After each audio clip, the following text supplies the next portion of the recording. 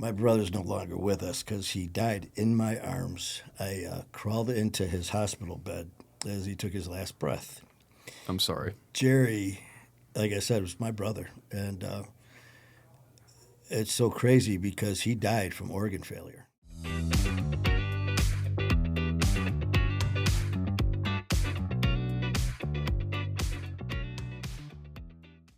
So we have Manny Vitale Yep. today, and we're off-site, so we're not in Columbus today. This is not my studio bedroom. We are in Connecticut, and Manny and I weren't even scheduled to do this today. No. And, well, according to certain people, we go way back. Yeah, everyone was saying that we knew each other. You'd come on our show and all this shit. Lewis was on yours. I was so confused. And I'm like, okay. And Yeah, you're like, maybe. yeah, and then he came in, and we're like, hey, how you doing? How you doing? And Matt's like, that's Lewis. Oh, we're supposed to know each other. Right. But it worked out great. Right. Yeah, and we're here now. From what I understand, you have a crazy story. Yeah. You spent some time working for the police, right? Yep. And you also have a little addiction, alcoholism background in there. Yep. It kind of went through that whole crazy winding road of the addiction, and it took a while to actually say those words and believe it. But yeah, I started out, like I said, I'm Manny Vitale from Detroit, and we were talking a little bit about addiction, and a lot of times people are like, well, what was your childhood like? It must have been really hard. No. I mean, I did have a pretty rough. I should say my mother had a rough time because my biological father, was quite violent, and she got us out of there. So it was just awesome. She had the balls to do that, and she saved our lives. But the thing is, I was surrounded by love by the rest of the family, and I'm just this little baby. So growing up, I was with cousins, aunts, and uncles, but there was no terrible surroundings. So my issues didn't start till well after high school. I mean, I played sports and all that stuff, so that kind of kept my mind focused on that instead of some of my friends, as we did get into like junior high and experimenting and all that. No, I didn't tell. I just You didn't touch anything. not tell. Well, I shouldn't say that. That's not true at all. When we were me and my best friend Jerry, who was like my brother, we did the whole let's sneak downstairs behind my dad's bar and grab the bottle and then do this. Go. Right. Try not to puke, and then it's like, are you drunk? I don't know. And then you drink some more. So we did that, like when we were younger. But to actually, even like in high school, I remember I played hockey all the time, and I'd always play with guys older than me. And so after games and stuff, we're going out to these parties and there's drinking. Plus, you're getting your ass kicked in hockey. Oh, so man. throw back a couple. You're going to just lick your wounds and have a few. Yeah. And that's what was happening. And so I'd have a few drinks, and I was still really focused on sports instead of the partying. Well, it started to increase as time went on, and after high school, it increased a little bit, but it was never an issue, because all my friends were doing the same thing I was doing. It wasn't an issue where any of us were getting in trouble. And at that time, I'm a bit older here, man. I graduated in '83, and it was mainly alcohol, weed, coke, and then then around in the late '80s, '90s is when crack, and then everything else. But it wasn't the fentanyl and all that. And by the grace of God, I never touched a needle, got anywhere with anything else. But it was that progression over time, like I said, little baby steps towards addiction. And I would always, compare myself to other people. It's like, well, it ain't that bad. Yep. I mean, look at so-and-so. He's doing this. I'm not doing that. Way worse than me. Way worse than I am. At least I'm not falling down drunk and missing work. Right. Until I'm missing work all of a sudden. And, so it was tolerable because, as we were talking before, different situations, there was no red flags. Yeah. And I did spend some time, just a lot of different jobs, and I always loved helping people as far as like a role of a first responder. I always wanted to be in the center. I wanted to help someone. In high school, in ninth grade, they made us write, what do you want to do by the time you're a senior, and then by the time you're 21, and then 25, what you would like to Sure. achieve. And I put, by the time I'm a senior, I want to be captain of the hockey team. By the time I'm 21, I want to be an EMT. 25, I want to be married with kids. Well, I became captain of the hockey team, and then I became an EMT, and I've been engaged 3 times, never been married, so that one didn't work. But you're hitting your I'm goals. hitting goals, so Yeah. things are going good. Right. Had steady girlfriends, relationships, family, and then it just started picking up. The drinking started picking up, and it was always mainly drinking. Right. And then, of course, the gateway that you hear about. So it went from there to cocaine. And Pretty common. yeah, and then I was like, I can stay up longer and drink more. Or you can also just drink more Drink when you're on more. cocaine. Yeah, and just you like can just mine- drink all night. You want another beer? Yeah. Why'd you ask? Yeah. And so I noticed changes in, for me, family is huge. It's important. And like family events, Christmas, Thanksgiving, holidays, I want to be the first one there and the last one to leave. As I started getting older, in my probably late 20s, I started missing, holidays because, hey, Ma, you know what? Can you tell the family? I think I ate something. I got the flu. Well, no, you've been partying for days, and now you're hungover, and you're going to miss family Christmas. You're going to miss Thanksgiving. So now I'm missing holidays. And Was that one of those things for you since it was so important that you took a step back and were like, internally at least? You might not admit it. Actually, it was the guilt that was like, man, I wonder, but before I could even say the words, I wonder if there's a problem. It was like, well, you know what? It only happened this one time. Okay. I'm always, then I was like justifying it. Well, I'm always there before any of the other cousins, and I stayed longer than I used to. I was always manipulating even my own words. And then it got to the point where, I'm now missing work. And it's just started to go down that path where it's affecting family life, personal life, work life. But I'm still managing. And years go by, I'm working at a major hospital in Detroit. And I actually applied for Detroit Police in '92, I think it was. And just actually forgot about it. Signed, back then you Really? just wrote out a card and you gave it to recruiting. And that was they it. filed your card, and then if there were openings, they would pull these cards, assign you to an investigator to see if you would qualify for the position. And then if you met all the qualifications, you went to the academy, and if you pass that, you're an officer. Hired. So a year goes by, and all of a sudden I get a phone call from recruiting from Detroit Police. What the hell? First it said Sergeant Tomlinson, I'll never forget, from Detroit Police. I'm like, shit. So before I pick up the phone, I'm like, what did I do? What'd I do? So I pick it up, I'm like, hello? And they're like, congratulations, Mr. Vitale. You're part of the class of 94D. No, it was before that, where they said that I'd been accepted as a possible recruit. Okay. We are assigning you to an investigator to see if you qualify. So next thing you know, I've got an investigator going through my life. Luckily, up until then, I didn't do anything that would stop me from becoming an officer.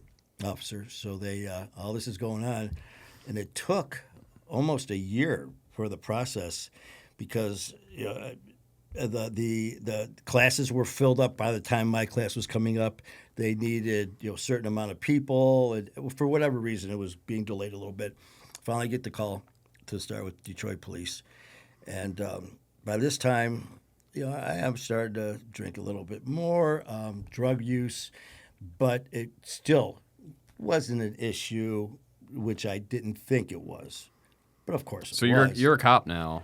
That now. Well, actually, when Well, you're you're about to yes. become a so police of course officer. now I'm with my girlfriend. I'm like, listen, we can still party, drink, and all that, but I can't do anything else, Right. Because they're going Right. to be testing. Yeah. So that was it. That was the end of it, and no more anything besides alcohol. And so ended up going through the academy, go through with Detroit Police, and it was during the whole process things just started getting a little darker. And for whatever, I'm not sure the reasons. I mean, you could try to make them up and all that. ended up graduating, rode with Detroit Police. I was with them for a few years, and What was that like? Being a it was police when I officer. came on. Unfortunately, I've had so many injuries from hockey, so many surgeries. That's like everyone was amazed that I passed the physical Really? to come on because I came on late. I was 28 years old.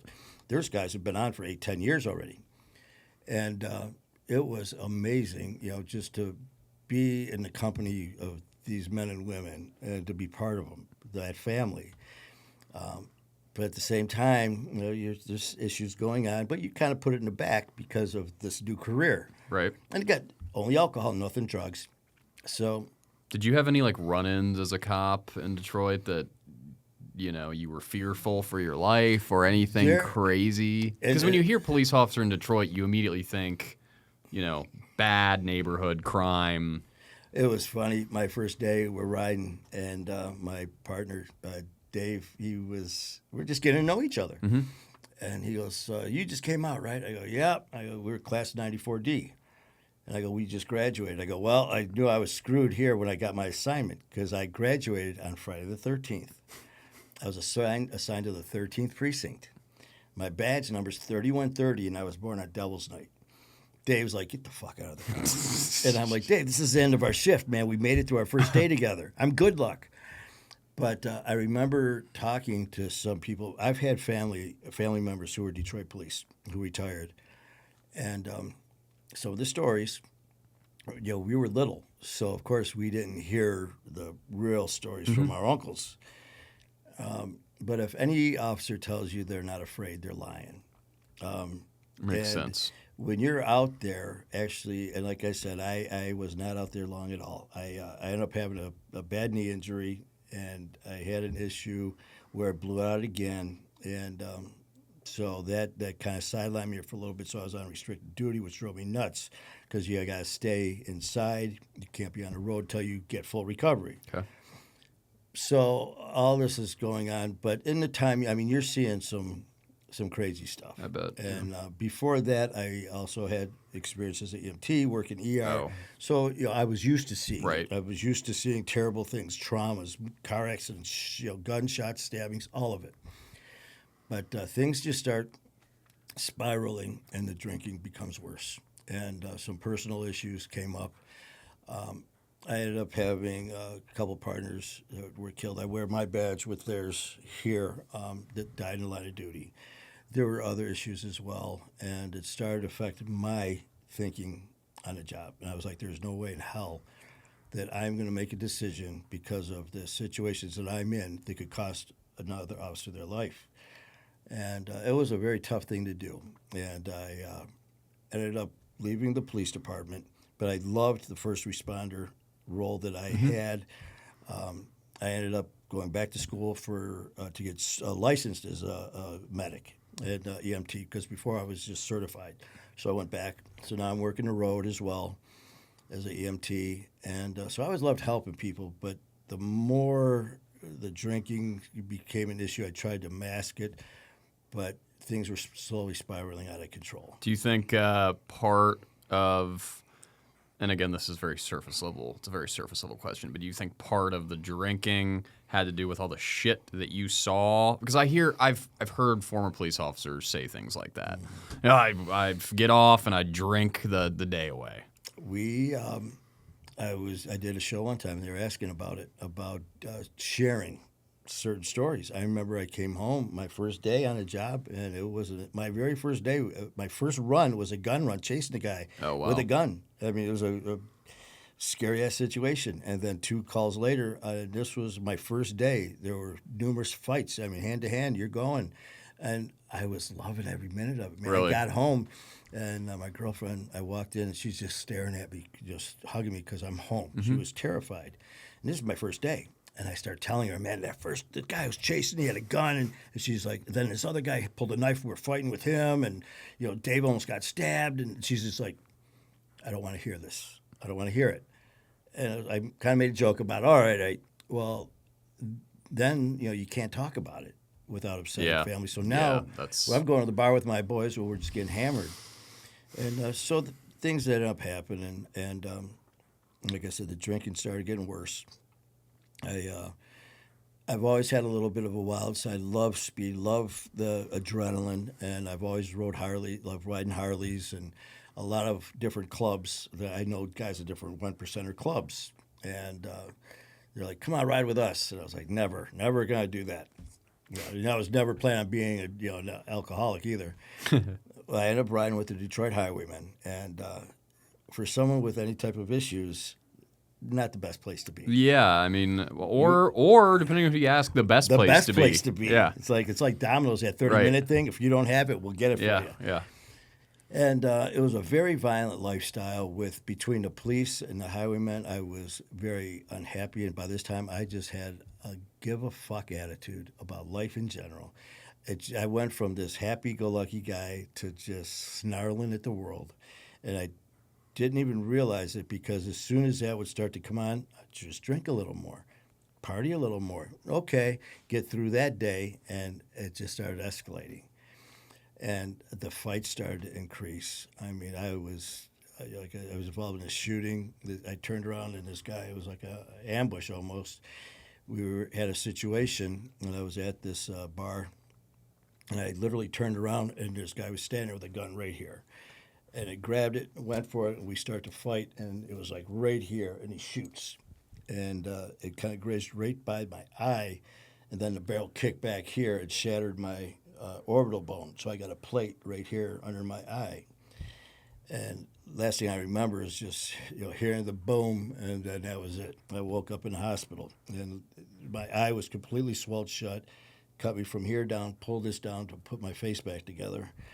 And I remember waking up with some of my guys there and thinking, they're like, "Man, you all right?" And as fucked up as it was, thinking, I'm just glad to be alive, and I could see. Yeah.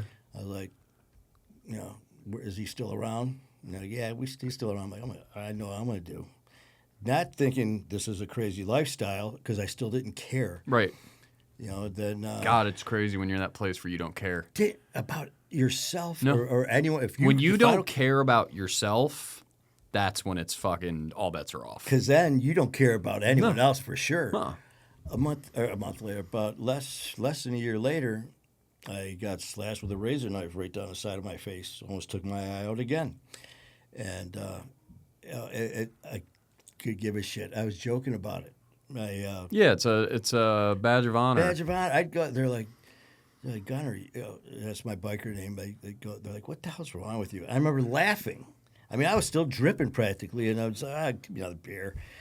And things just started unrolling. And that friend of mine that I mentioned about sitting behind the bar, we've been best friends since fourth grade. He's like my brother. My brother's no longer with us because he died in my arms. I crawled into his hospital bed as he took his last breath. I'm sorry. Jerry, like I said, was my brother. And it's so crazy because he died from organ failure. And I had a call one day from other friend of mine. He said, have you seen Jerry lately? And because of my schedules, we didn't see each other for a month or so, maybe a little more than 2 months. And then he goes, you better get over there. I call him, I get over to his house, and he's sitting in the basement, and I turn on the light, and I walk up, and I'm like, what? And I'm looking at his eyes are yellow. And then he goes, that's nothing. He went to get up, and I look, and his abdomen's all distended. He lifts up his pajama, and his legs are like this. I'm like, dude, we got to get you to the hospital. So we went back and forth a little bit. And he lied to me, said he was going to go that following Monday. Right. I get a call. He's like, he didn't go. Our other friend went over there to check. He goes, you got to get over here. This was a matter of Friday to Monday. I get there. I walk in. He's yellow from head to toe. And my buddy Jeff goes, tell him what else is going on. I'm like, Jerry, what the fuck's going on? He goes, I'm pissing blood. And he goes, I'm shitting blood. You're fucking hemorrhaging, man. We got to get you to the hospital. And now we started to talk a little weird. He goes, well, I got to figure some things out. I'm like, what are you talking? I didn't realize the enzymes and all that from shutting down is making him hallucinate. Yeah. It took us 2 days to talk him into getting him to agree to go to the hospital. By this time, I'm dressing him, putting on his socks, and I get him out of bed to take him to the hospital. And he's just looking at me, and he's pointing at his pillow, and it was dark downstairs. I go, what is that, chocolate or something? And he looked at me. It was blood. And so now there's blood coming out of his nose and his mouth. Jesus. Get him to the hospital. And it's all from his drinking. And we get there, and he had me in charge of his affairs because there was issues with the family. Okay. And so the nurse or the doctors go in, talk to him, and they're like, Jerry, you're a very sick man. Your organs are having issues. And she stopped and she started tearing up, and she goes, the specialist will talk to you. And she looked at me and she goes like that. So we go out in the hall, and I go, okay, I know it's bad. And she starts crying a little bit. She's like, there's nothing we can do. And I was just like, and she goes, he's got a week, maybe 2. There's my brother. And I walk in there, and he goes, Manny, what'd she say? And it was just me and him in the room at that time. And I walked up, and I just sat next to him, and I'm looking at him. And he goes, you know what? This is it. He goes, I'll never drink again. When I get out of here, I'm never going to. And I'm looking at him, and I'm just trying to picture his face because I know I'm not. And I'm trying not to cry. And he goes, well, what'd she say? I'm like, she said you're ugly and quit hitting on her. And he kind of laughed. And then they had to do a test. They had to put a tube down him. And I said that I'll be there when you wake up. And before I walked out of the room, I turned around and looked at him, and he's just staring at me. And he goes, I love you, brother. And I go, I love you. It's the last words he ever said. He they did the test, but he was so weak, they couldn't take him off the vent. His vitals dropped. They called us, said, you got to come in. He doesn't have long. We went in there. There was about 8 of us friends. And I remember being right there at the bed, holding him. And I finally just got right in there, and I'm just hugging him. And he died right in my arms. And I remember thinking, what a terrible way to die.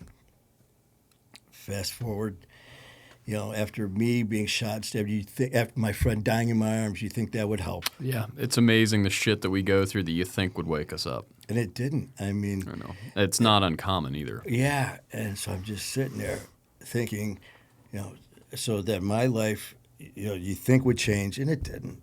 I started getting worse. The drinking got a lot worse. And next thing you know, my dad's diagnosed with ALS. So I ended up moving in with my mom and dad to help. And here's my dad, this rock of a man, just a bull. It was just debilitating right in front of me, just day by day. And I was like, okay, let's just help get him cleaned up so I can go to the bar. So he ended up passing, and so I was still living with my ma. Now, I mean, we're talking a fifth a day, easy. A fifth and a half a day, because you didn't want to run out before you woke up. Yeah. You wake up at 2 a.m. and you don't have anything, and you got to wait till 7 a.m., so it's that bad. Yeah, you're fucking shaking. You're detoxing. Oh. And the one day, I'm sitting in the living room, and a friend of mine came over, and she's looking at me, and she walks up to me, and I'm sitting in the chair. She goes, Manny, your eyes are yellow. She goes, you got to get to the hospital. And it was like hitting rewind and then play from what I said to Jerry. And I said, no. She goes, you're going to die.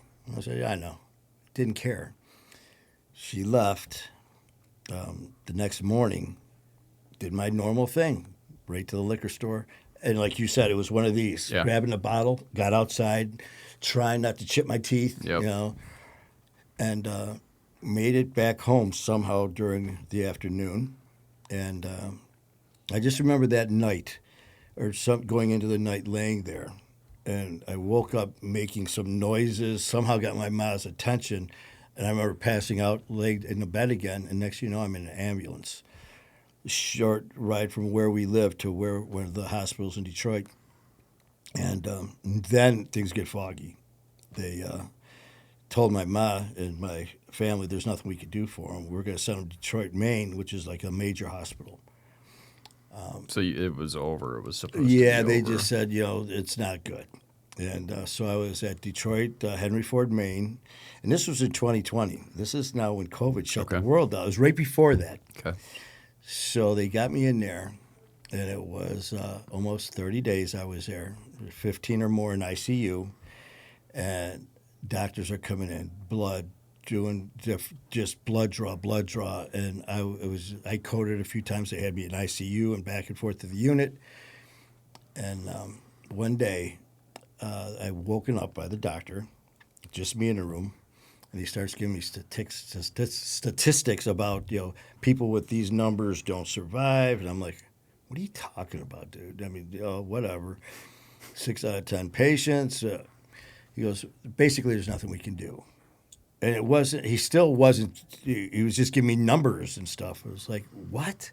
And they're giving me Dilaudid for my pancreatitis. So besides hallucinating, so he leaves. And I'm like, what the fuck? And so have you understood that this is it? Well, the way he said it was, there's nothing we can do with numbers like this. He never said you're going to die. Okay. So I was like, oh, okay. So I remember passing out, and I woke up, and his associate, this younger female doctor, was standing there. And she was just a sweet lady. And as soon as I saw her, she was just staring at me. And her eyes started watering. And then I'm like, holy shit. I go, man, this is real? What? And she goes, what he said? She goes, yeah. And she came over, sat down, and she's just looking at me. And now I'm processing it. And I said, please, there's got to be something you can do. And she started. It's amazing how quickly we fucking flip. Oh, from I tough went guy, from I didn't give I a don't fuck give a about fuck. anything. Please, God, I'll do anything. Well, the thing is, I never had that come to God moment where I was begging. I just said, I go, please, there's got to be something. And she said no. And I was like, okay. I never cried. It was just cold. There was nothing. And I went, oh, well, I'm thinking, you still have a couple of years or so. And I go, well, how long do I have? And she said, less than 6 weeks. And I was just like, wow. it was just this empty, quiet, dark tunnel that I was in, hole that I was in. I can't imagine being told I have 6 weeks to live. Yeah. And What do you do? I mean, I've had people say that to me, like, "What? how do you process it? And I'm just sitting here, and it was just a conversation like we're having. And she said, "Do you want us to stay?" We called your family, or no, we're going to call your family, or we can, if you don't want to. And I said, "No, I'll do it." And she goes, "You want me to stay here?" And I said, "No." So she left, and I'm just sitting there looking out the window. I remember looking at these cars going by, just thinking, I'm going to be dead shortly. So you talk about a call, grabbing the phone, thinking I'm not going to be this is one of the last times, because they said less than 6 weeks. My ma answered, and I'm trying to keep it together. And I was like, you need to come in. I need to talk to you. It's very important. Well, I'll be there in a little while. No, I need you here now. And I wouldn't tell her why. And I hung up. And I called another friend. And they got there. And they came in. And I'm just like staring at them. And they're like, what's going on? And how do you tell? Right. Just have a conversation. And I just said, I'm sorry, but I have to leave you. And they're like, it's the medication. Right. You heard wrong. Right. I go, no, you don't understand. And they're like, no. Well, then the team of doctors came in, and they said, there's nothing we can do for him. His pancreas, kidneys, and liver have been failing, but for the last 36 hours, they've shut down. Nothing's functioning. There's no turning them back on. There's no medicine. There's nothing we can do. And they said, this is hospice. Hospice care is taking over. They're going to be with you until you pass. And this conversation is going on. And it was just insane. It's unbelievable. Insane. And I feel like you can't put yourself. I've asked people, because some people will say, oh, I know how you feel, or like with different situations. Oh, I hurt my back. Oh, I know how you feel. I know how you feel. Yeah. No, you don't know how I feel. Right. Or I had a bad day. No one can ever tell me that they know, unless it's a term. They can't tell me if someone's terminal from cancer, whatever. Of course, your diagnosis isn't good. You're going to pass, and then they pass. Mm-hmm. For me, it was, you're going to die. Here's hospice. I mean, there's no coming back. So you say your goodbyes, which I did. Right.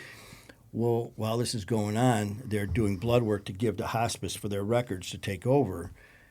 And they came back like 4 hours later, and then another 4 hours later, and they're kind of looking at me. And the next morning, this was going on that night, the next day, the day after that, and every time they come in to take blood, these doctors are coming in, just staring at me and taking notes. And I'm like, what's going on? I want to go home. And they said, well, there's a processing issue with hospice. It's going to be a few days. I go, I've only got 6 weeks. You know, and they're like, just relax. This went on for 7 days. Just every 4 hours, blood draws. More doctors every time. The 7th day, my room was full of doctors. And Dr. Death, who said I was going to, with the statistics guy, he's there with the younger female. He's at the foot of the bed, and he's looking at me, and he starts smiling. And then he starts to laugh. And I, you evil fucker, man. Right. You're sending me home to die, Yeah. and you're laughing. His associate sits down and starts crying, and she's holding my hand, and she says, Manny, we're sending you home to live. She said, that's why we've been getting blood every 4 hours. How did that feel? She said, all these doctors are here. She said, your organs are done. They stopped working. We started getting the lab works back, and not only did we see movement in levels that should not be there, so they had to repeat. Sure. Every time they did, they were moving. She said, your kidneys, pancreas, and liver are all in normal range. She said, this does not happen. You should be dead. She goes, oh, when we told you 6 weeks, we told you that so you could have enough energy to hold on because to say goodbye to your family. She goes, we all said you'd be dead in less than 48 hours. And here, lo and behold, it was in 2020. And that's when COVID shut the world down. So now I'm going to live. But for 7 days, I waited to die. So Wow. It was a fucked up situation. And they're like, you need intense 24/7 rehab, counseling, this. COVID shut the world down in February. Right. I got out in February. I never had one meeting, not because I thought it was too tough for it. It wasn't available. The world was shut down. Yeah. By the grace of God, I have never had any cravings. I've never had withdrawal.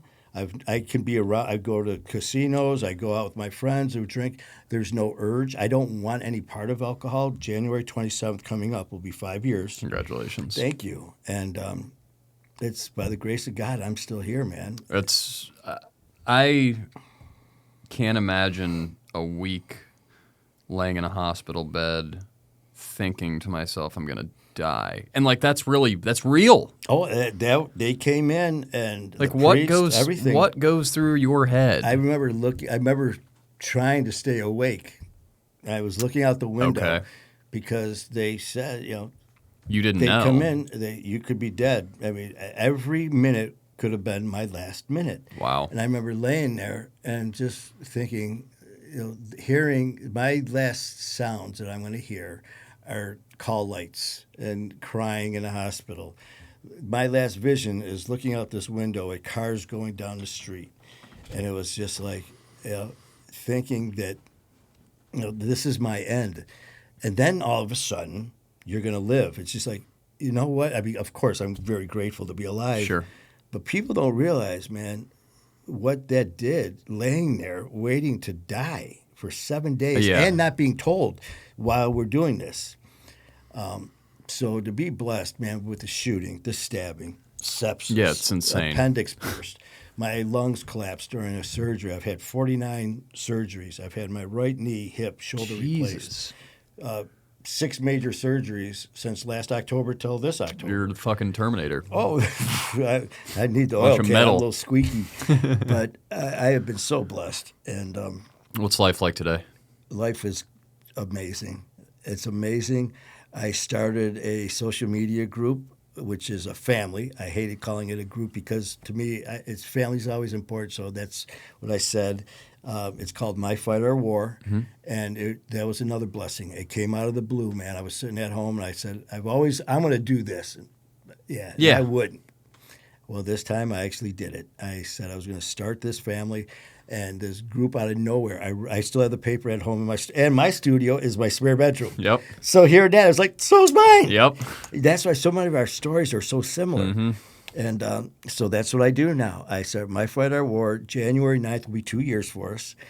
I came out here July 5th to do Ian's show. We just hit it off. We had a great time. A lot of things happened since that day till now. And now I'm part of this family with them. That's awesome. out here doing shows every 6 weeks. We're flying from Detroit here. We've got a producer, editor now, Matt Cronin. I just realized we're supposed to be mortal enemies because I'm from Columbus, Ohio. And I was going to you're say from that, Detroit. man, the Buckeyes. But Ohio State's the only the only school that recruited me for hockey. Really? So I've got a soft spot for Ohio. I'm not even a Buckeye fan, so I don't get into all that, which is sacrilege in Columbus. But Oh man, I mean, they're psycho. Well, we got Michigan State, but you say Ohio. yeah, I know. But I like to mess with people. I know, man. It's a friendly rivalry and all, but yeah, man. Congratulations thank on you. everything. I mean, it's like I want to say congratulations for fucking surviving all the shit that you've been through because it's such a miracle. Yeah, and listening, when we talked before off camera and stuff with our stories, and how we had that bulletproof "fuck you" attitude until it was time not to have it, and then it's time to make a choice. That's funny because And it's true. Yeah, and we made that choice. And you, with what you're doing with your show and the people you're helping, and which people are going to see, Lewis was nice enough to come on My Fight Our War as well. So we're going to be airing that. Yeah. And like I said, we were meant to meet each other. Yeah, man. It's weird how stuff happens. How things happen, and now this is going to be an ongoing family as well. Yeah, man. So, and I really appreciate you giving me this opportunity. Dude, to thank come you, on. thank you. And like Pleasure's I said, mine. please check us out at My Fight Our War. Yep. You can check us out on YouTube at Manny Vitale, My Fight Our War. But we are going to be redoing that. So I do have to talk to Matt. My IT skills, turning on a phone is high tech for me.